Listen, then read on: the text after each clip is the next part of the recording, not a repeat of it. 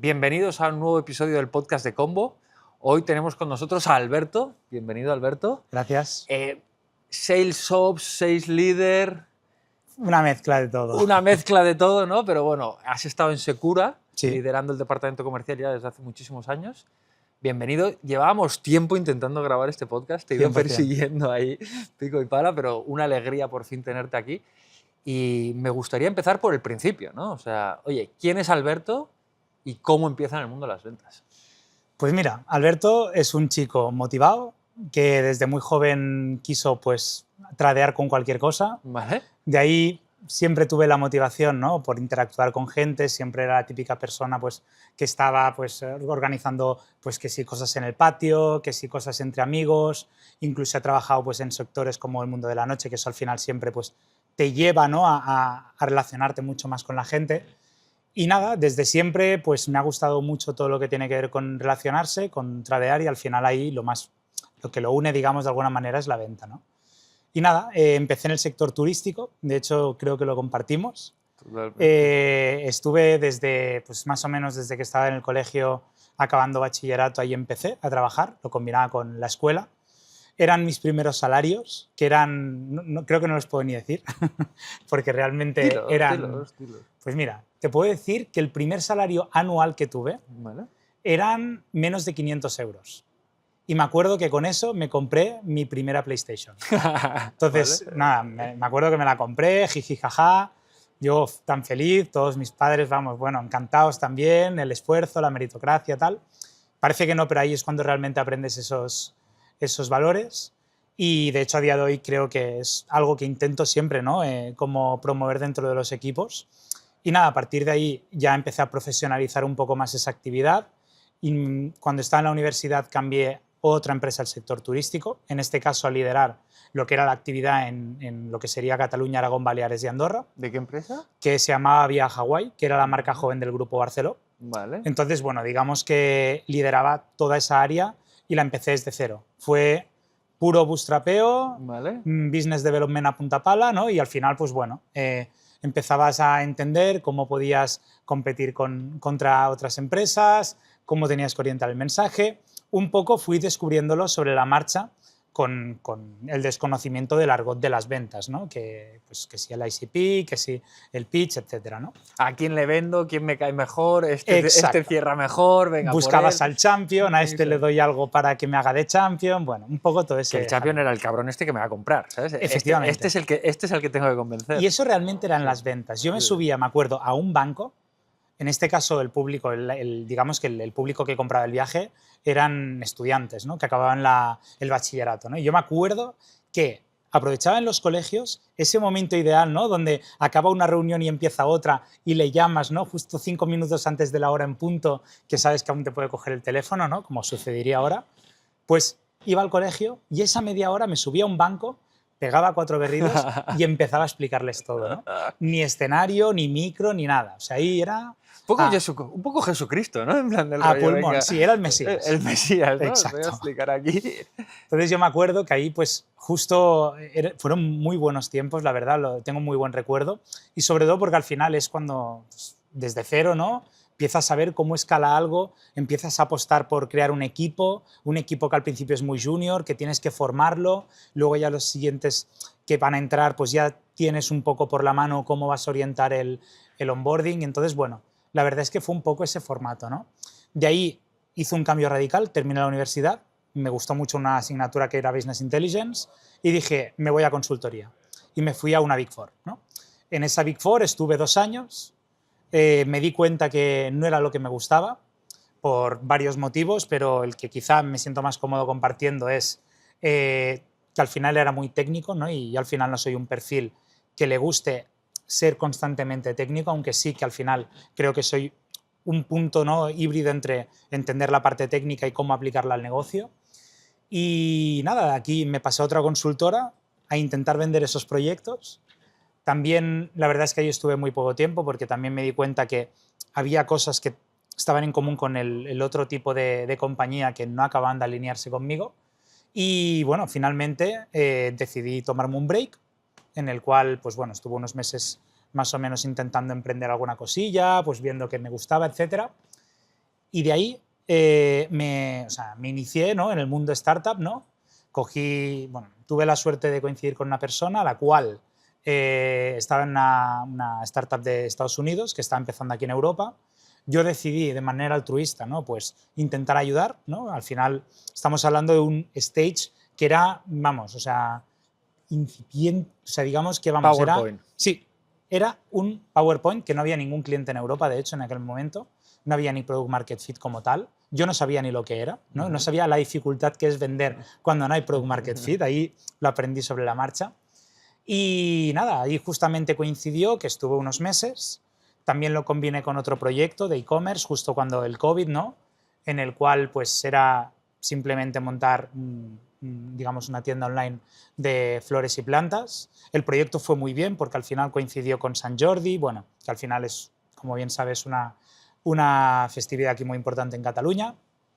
Fue muy bien, pero sí que es cierto que, bueno, por motivos X no decidí salirme de la organización y, bueno, me surgió la oportunidad en aquel entonces de Secura y ahí estamos. Y ahí sigues. Sí.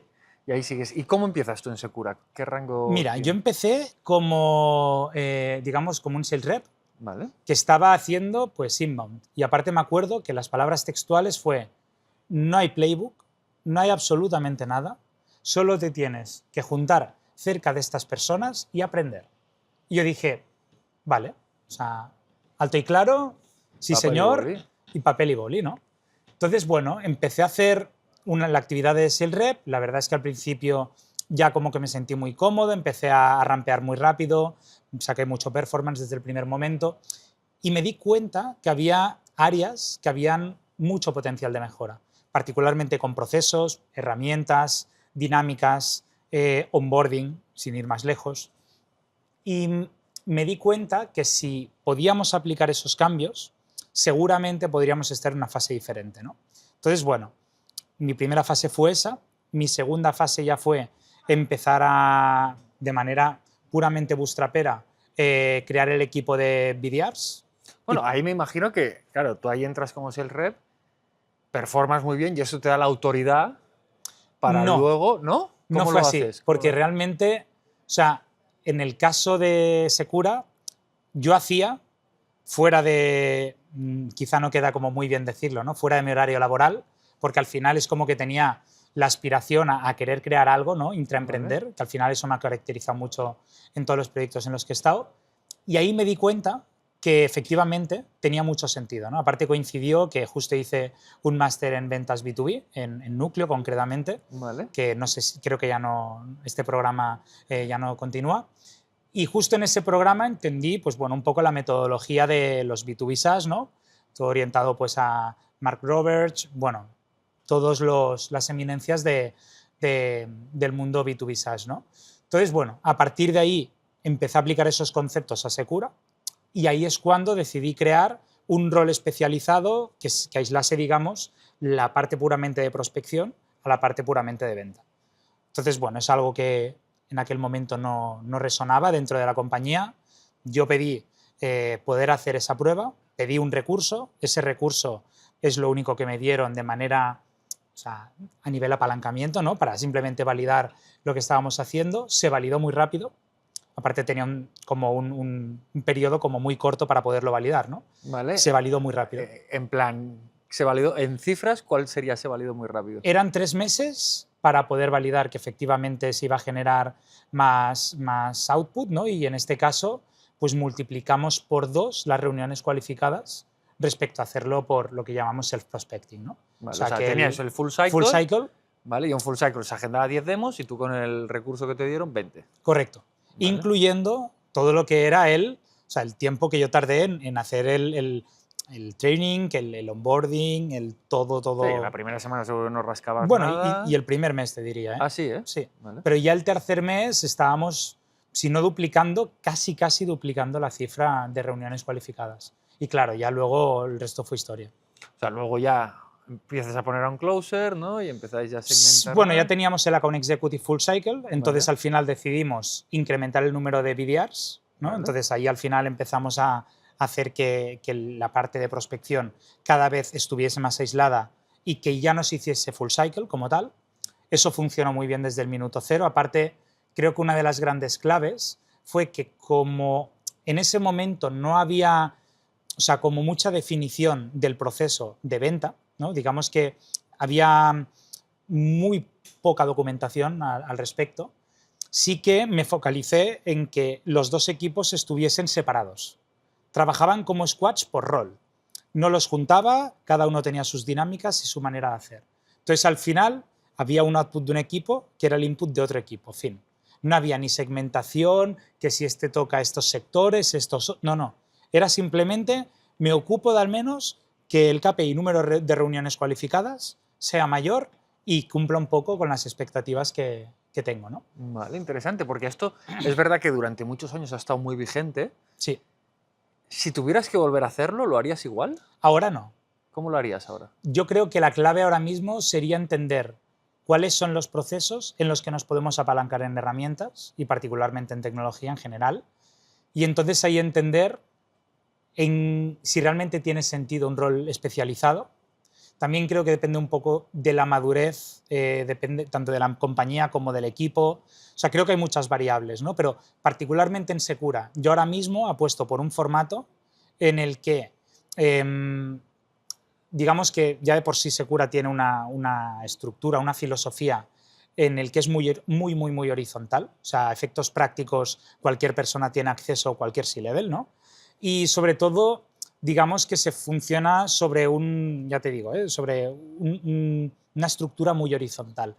Entonces, en ese sentido, sí que creo que es mucho más fácil encontrar entornos en los que la agregación de diferentes roles, diferentes disciplinas junto con tecnología, te permite crear squad rápido y saber exactamente dónde vas a necesitar más recurso del que ya tienes. Entonces, al final, en resumen, yo te diría que no apostaría por igual fichar más perfiles de BDR o más especialización, sino quizá optaría por entender, por ejemplo, cómo la inteligencia artificial y herramientas te permiten ayudar al account executive / closer a que te lleve a ese punto. Sí que es cierto que en algunos sectores, como en el caso de Secura, hay mucho momentum también.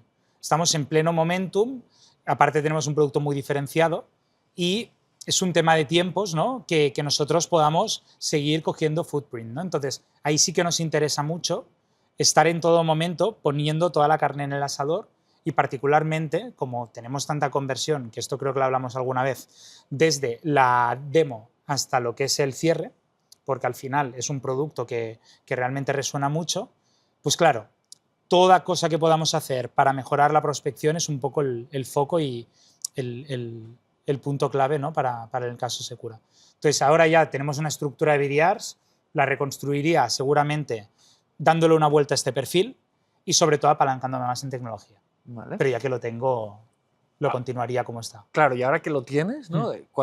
Porque entonces creas este equipo de BDRs y ocurren más cosas, ¿no? Correcto.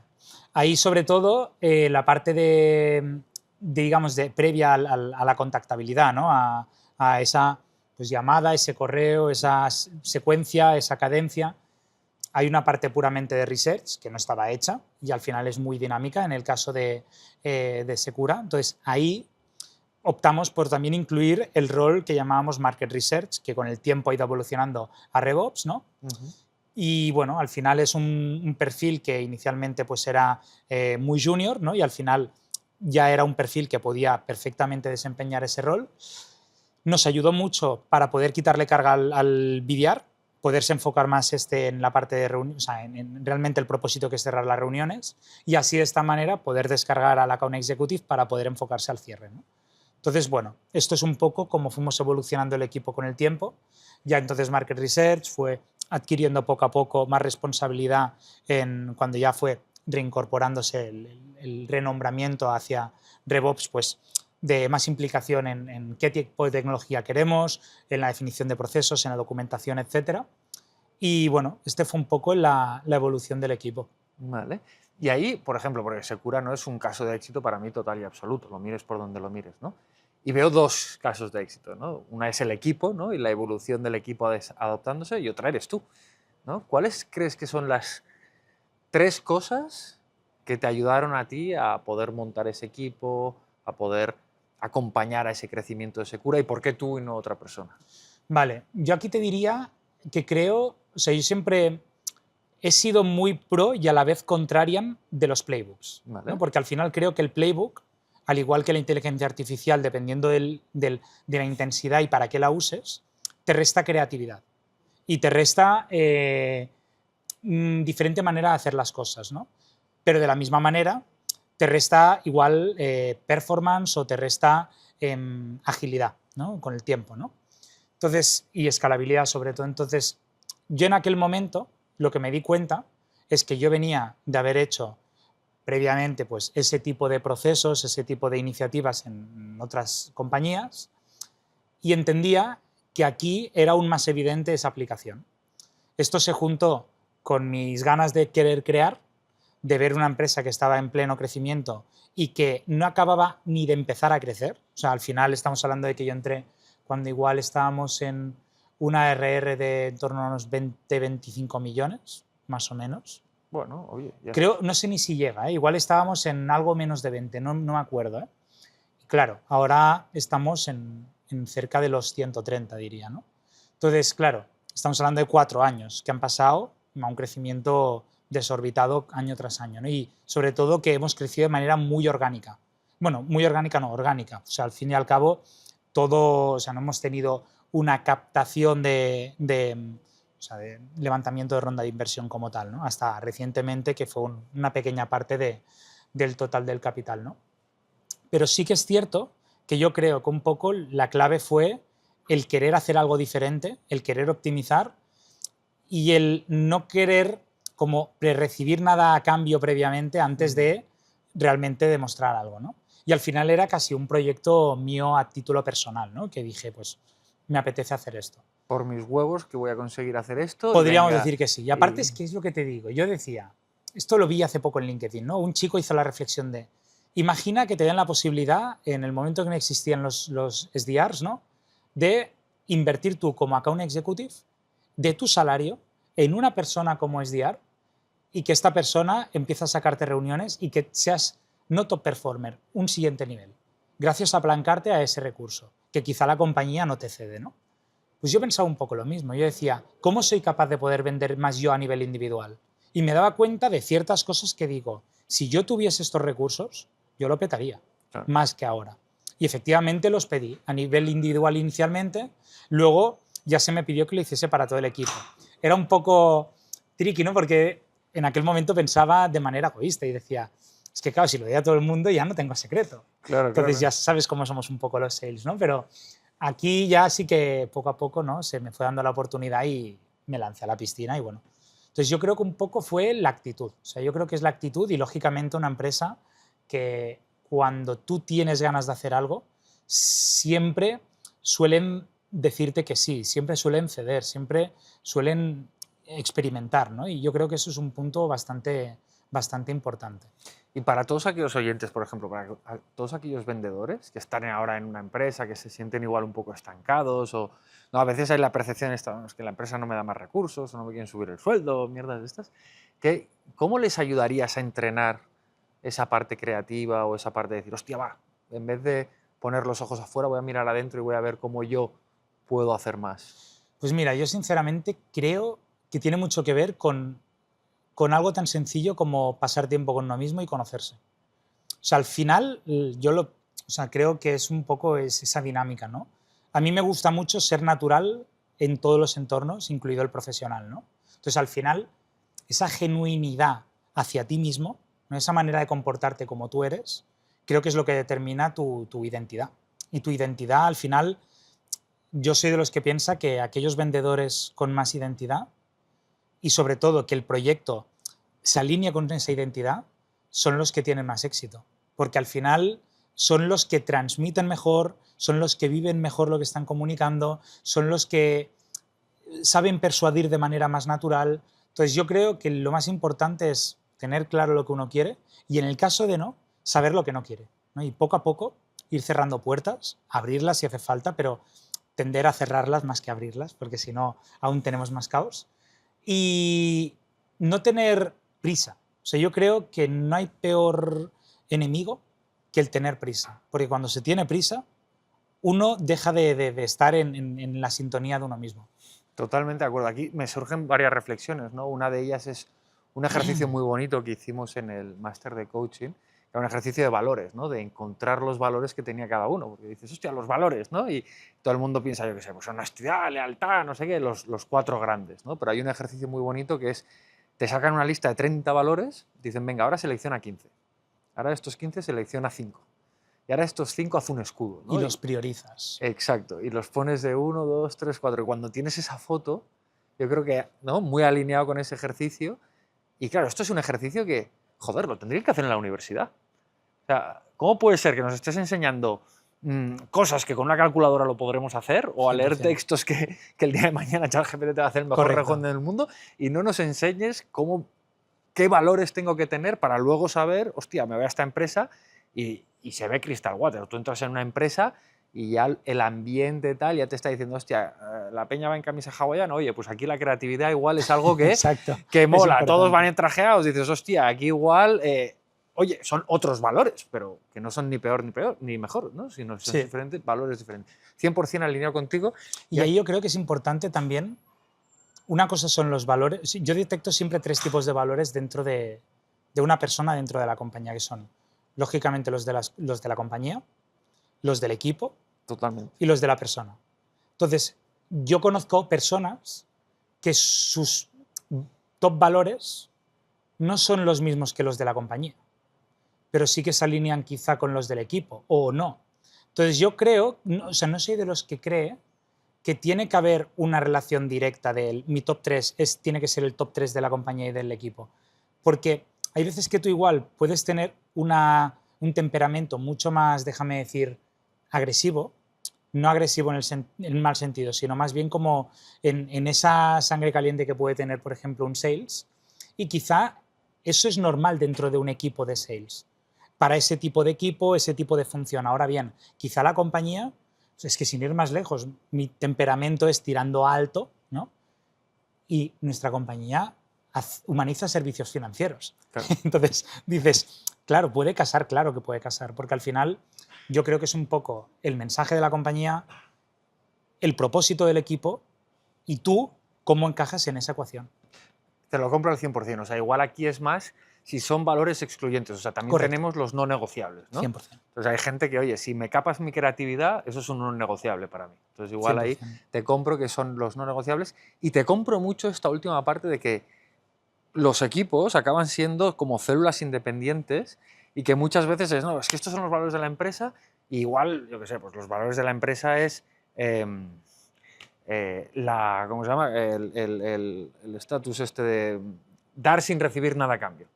Coño, en un equipo de ventas tú quieres competir, ¿sabes? Y es bueno que se compita, ¿sabes? Pero como no, en la empresa hay este valor, luego tienes el típico vendedor que es que a mí no me gusta competir o a mí no me gusta tocar el gong. Ya, pues estás en un equipo de ventas. Yo siempre esto he hecho la similitud como cuando vas a jugar a bolos. Vale, O sea, esto no lo sé. yo al final lo veo, la compañía es como el decir, hoy vamos a hacer esta actividad, ¿no? Hoy vamos a jugar a bolos y te toca la pista 3, ¿no? Luego tienes el equipo, que son las barreras, y no buscas salirte de esas barreras. Otra cosa es que te muevas en ese entorno. Los raíles, ¿no? Correcto. Vale. Y ya luego, por último, es el estilo. Tú puedes tirar por debajo de las piernas, haz lo que quieras, como si quieres hacer un triple Pero mortal no te antes, salgas del pero no te salgas de los ahí y raíles. recuerda que estás jugando a bolos. Totalmente, totalmente. Y que queden muy claras las normas.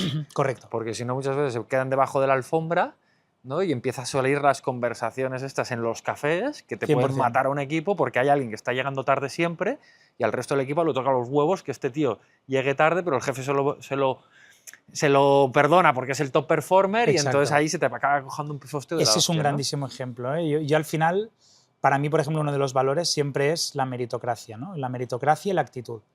Y para mí, eso va por delante de la aptitud. O sea, para mí la aptitud es secundaria si la tengo que priorizar sobre actitud y sobre eso, ¿no? Porque al final, o sea, soy de los que piensa que la actitud es lo que sí que depende directamente de ti y la aptitud puede venir contribuida por más factores, ¿no? Como decía Y siempre se Víctor puede Coopers, entrenar. ¿no? ¿Te la sabes, la de Víctor Coopers o no? ¿Cuál? La de la actitud multiplica, Sí. tal, no sé qué, 100% de acuerdo. Oye, y volviendo a las ventas, Venga. ¿vale? ¿Cuál ha sido la mejor venta de Alberto? Hostia.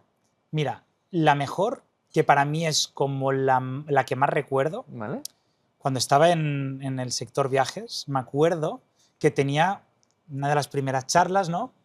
Me dijeron, hoy mi champion ha conseguido que puedas entrar al colegio a una sala de actos. Y dije, bueno, a ver, claro, digo, paso de estar en un banco, en plan, ni megáfono ni leches, a tener que estar encima de un escenario. Y dije, bueno, perfecto.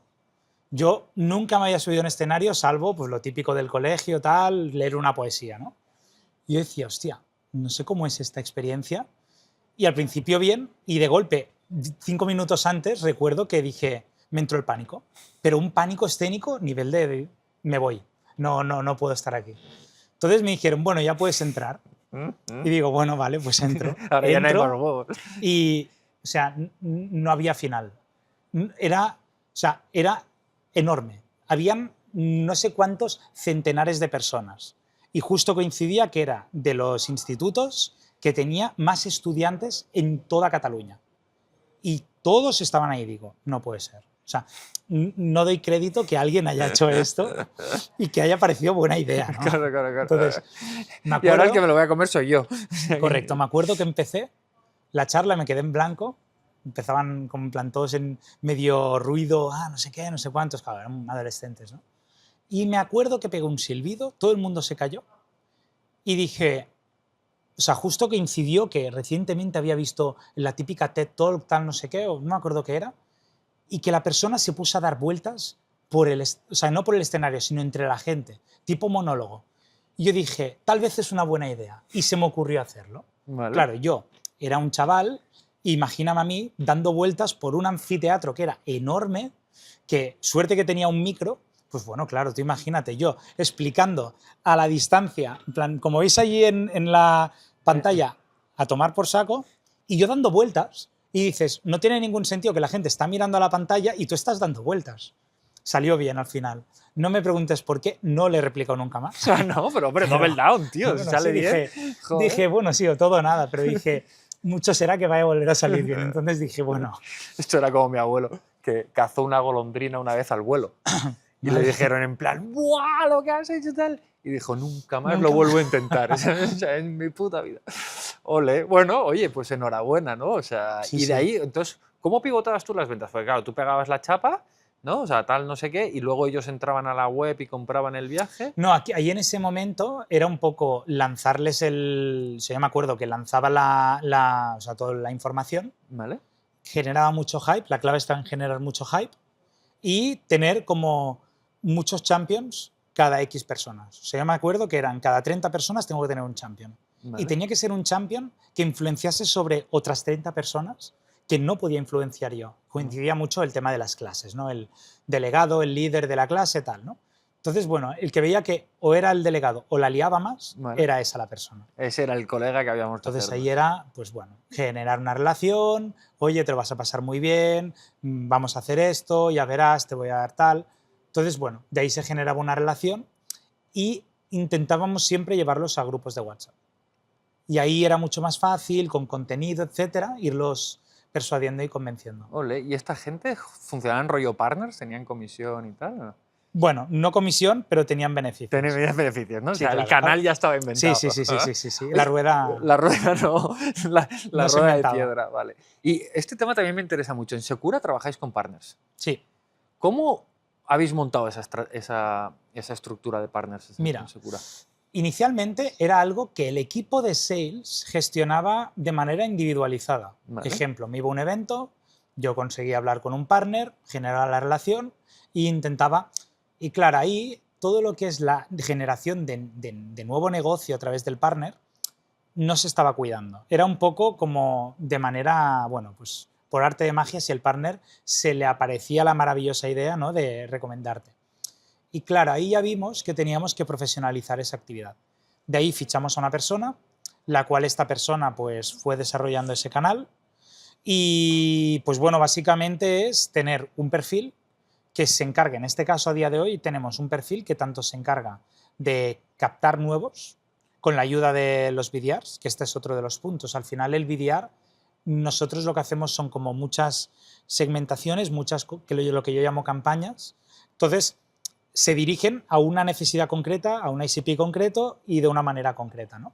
Entonces, ellos, por ejemplo, durante épocas en las que durante el año tenemos menos carga de trabajo a nivel de venta y que quizá es más difícil la contactabilidad hacia comercios, ¿no? Hacia nuestro público objetivo, se encargan de este tipo de iniciativas, a contactar con agencias, etcétera, que puedan, ¿no?, introducirse en nuestro canal.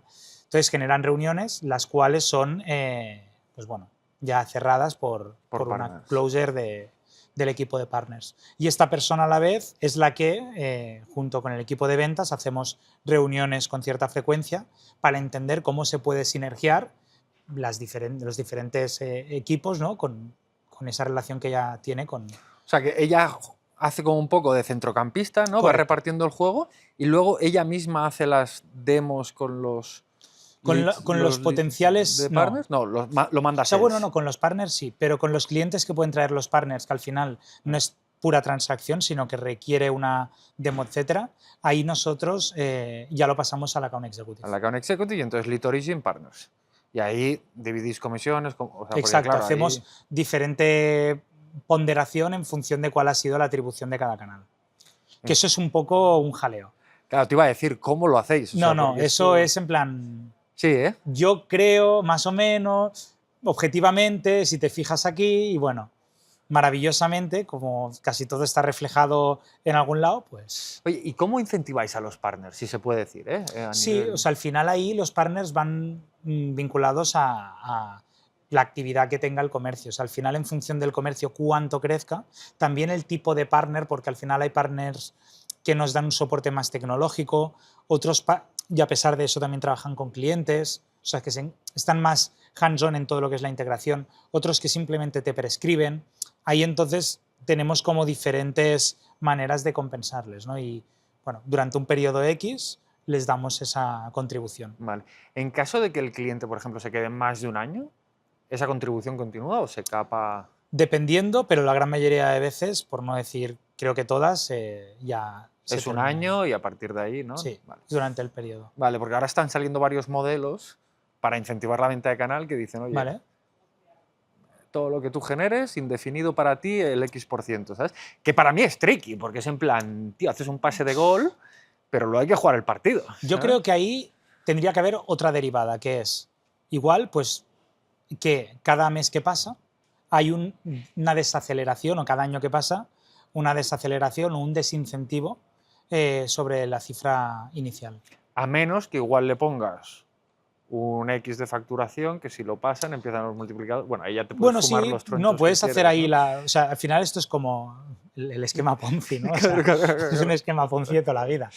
Pero sí que es cierto que yo ahí, pues igual, por ejemplo, hablaría mucho de, oye, pues mira, si tú consigues este año este objetivo, de lo del año anterior podría llegarte a dar. Entonces, es una manera, ¿no?, de, si llegas a este límite, multiplicas pasado, ¿no? Entonces, claro, bueno, puedes ir ahí haciendo el compuesto. Y pregunta también, ¿los comerciales de Secura tienen límites en comisiones? No, no lo tienen. Sky is the limit.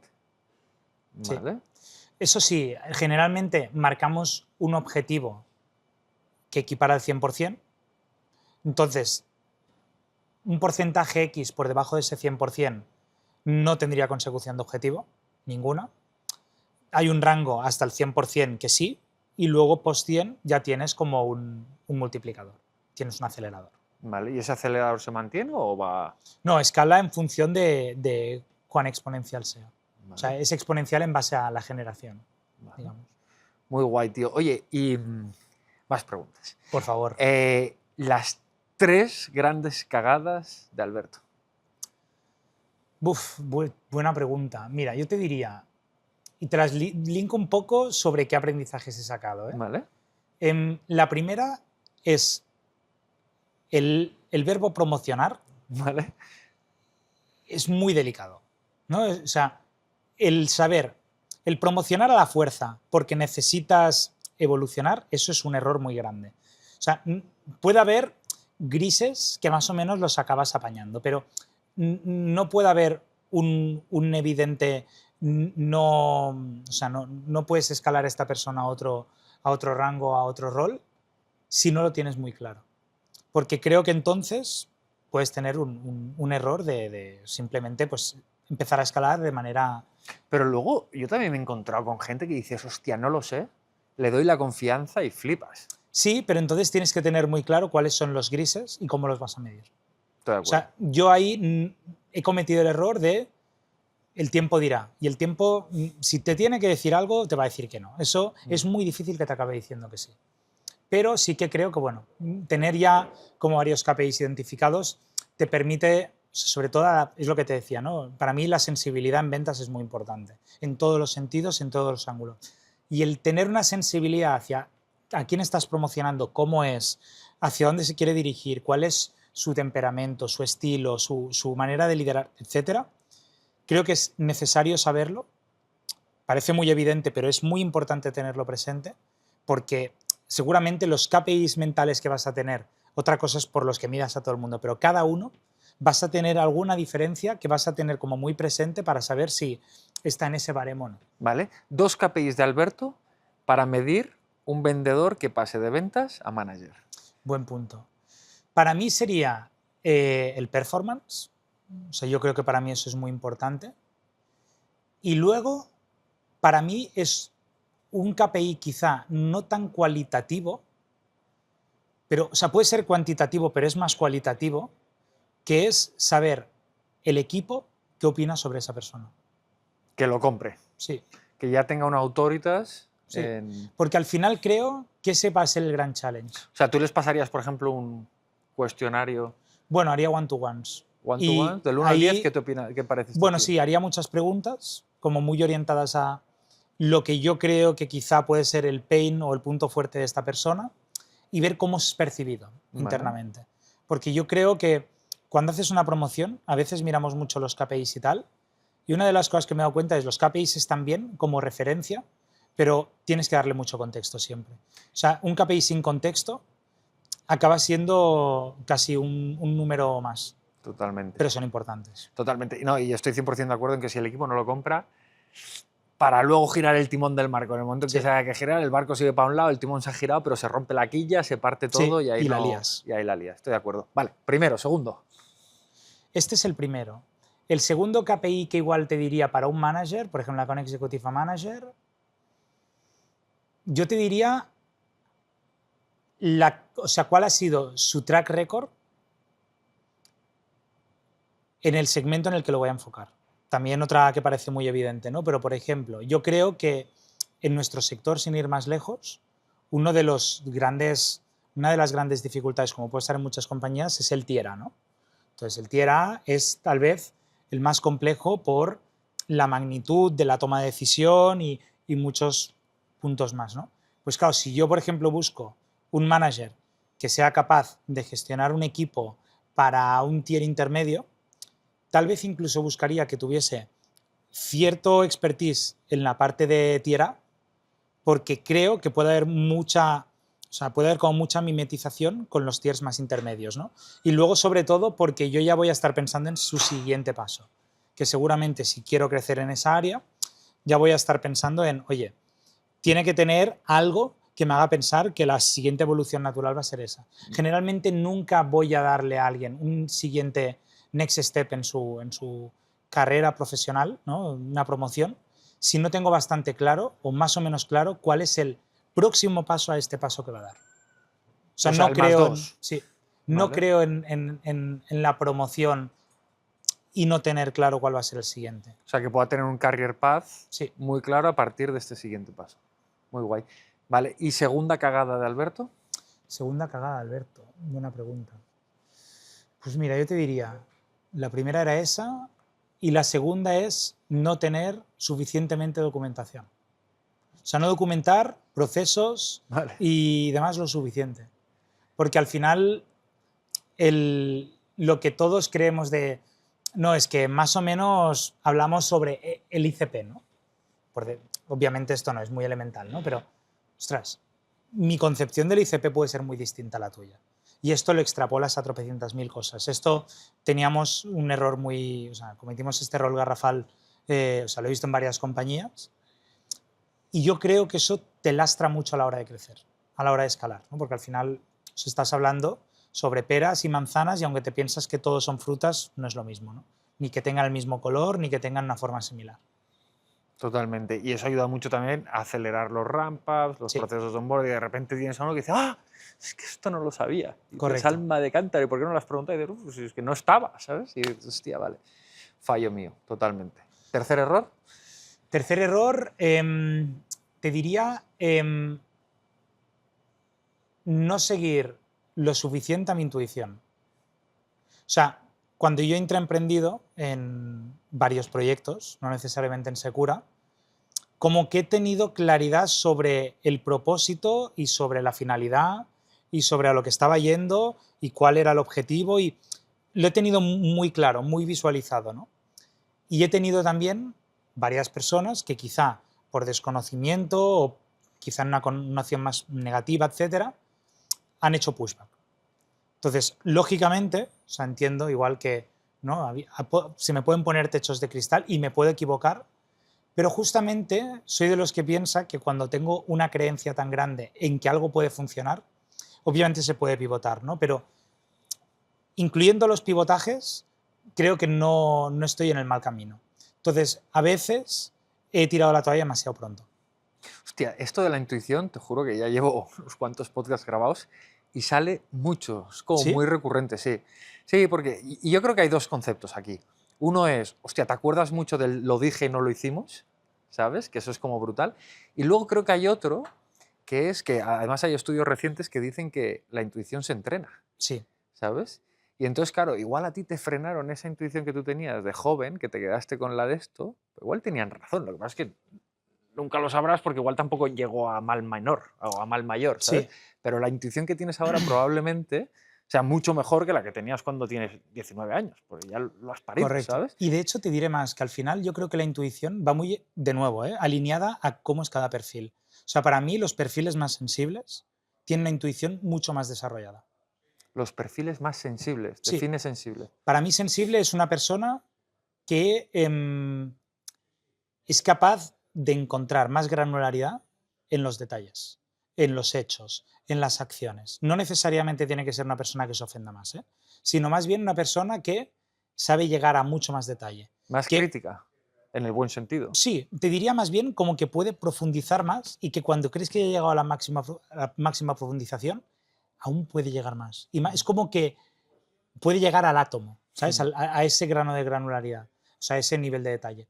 Entonces, esas personas, yo creo que si entienden de lo que están hablando, entienden el negocio en este caso, yo esas ideas las veo de manera diferente. No ni mejor ni peor, ni tampoco las contemplo más, sino más bien desde un ángulo más de visión, más a nivel de idea, más a nivel de nueva iniciativa, más algo como más creativo, más loco, suelo tenerlo en más Vale, o presente. sea, lo que me dices para entenderlo, ¿no? Es como que los perfiles más analíticos Sí, probablemente son los que menos levantan la mano, pero cuando la levantan, ojo, claro, pero que hay este... analíticos que sí que es verdad que se les dan muy bien los datos, son como los más obsesivos, déjame decir, Mm, y luego hay perfiles que son más sensibles desde el ángulo de, no sé cómo decirte, ¿no? Como que saben hilar mucho mejor las cosas que no se dicen. O sea, esa capacidad como para metacomunicar con una persona, para decir A y ya te está diciendo B. O sea, esa capacidad como de relacionar tantos conceptos uno tras otro, mm. eso para mí es sensibilidad.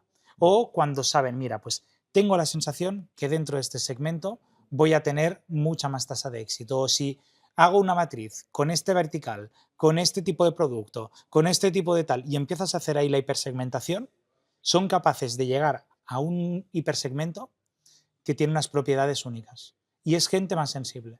¿Y crees que esta gente que es más sensible, no lo sé, pregunto, porque nunca me lo había planteado puede ser que esté más, sea más cohibida en las reuniones? O sea, que se tenga que generar Depende. más un ambiente de confianza y tal para que Depende de esas personas. O sea, yo creo que eso ya va más en uno mismo. en Por el eso para carácter. mí es tan importante trabajar las inseguridades del vendedor, porque justamente y esto lo sabemos todos que hemos empezado en el mundo de la venta, es muy fácil generar inseguridades cuando empiezas, sobre todo en venta, porque recibes muchos nos, recibes mucha frustración, ves gente que es mejor que tú, ves otros ángulos, ves compañías, amigos que están en compañías que rinden mucho más, tienen más tecnología, tienen más procesos, te dicen las bondades de... Y al final, o sea, repito, cuando pones el foco en mejorar tú como profesional, entonces es cuando realmente hay el ramp up de verdad. Círculo de preocupación, círculo de influencia, a gas, Exacto. ¿no?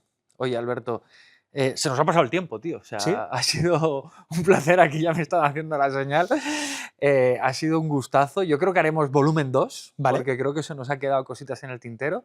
Así que nada, no sé si quieres lanzar un último mensaje igual a los vendedores que te estén escuchando, gente que esté empezando y tal. Vale, pues yo nada, simplemente os diría que es un mundo apasionante para todos aquellos que estéis como empezando, ¿no? Y seguramente hayáis tenido igual una experiencia con la venta vinculada, no necesariamente en mundo startup ni en el mundo corporativo, o no necesariamente una venta digital, ¿no? Que ahora es quizá lo más trendy.